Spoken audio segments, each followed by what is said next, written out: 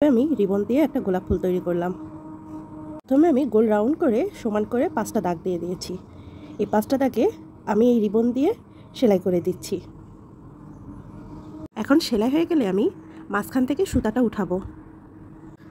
সুতাটা উঠিয়ে একটা ঘর ফাঁকা রাখবো, আরেকটা ঘরের ভেতর দিয়ে সুইটাকে ঢুকিয়ে আনবো। এইভাবে এক ঘর ফাঁকা রেখে রেখে আমি গোলটা পূরণ করতে থাকবো। এখানে আমি যেই সাইজের রিবনটা নিয়েছি প্রথমে, এটাকে বলে হচ্ছে কোয়ার্টার সাইজের রিবন। এখন কেউ চাইলে এটা দিয়েই সম্পূর্ণটা শেষ করতে পারতেন। আমি এখানে আবার একটু হাফ সাইজের রিবন দিয়ে দিচ্ছি। বাকিটা আমি এটা দিয়ে কমপ্লিট করব।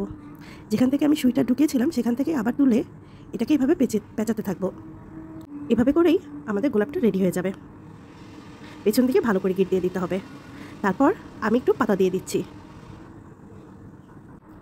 দেখেন কত সুন্দর গোলাপ হয়ে গেল।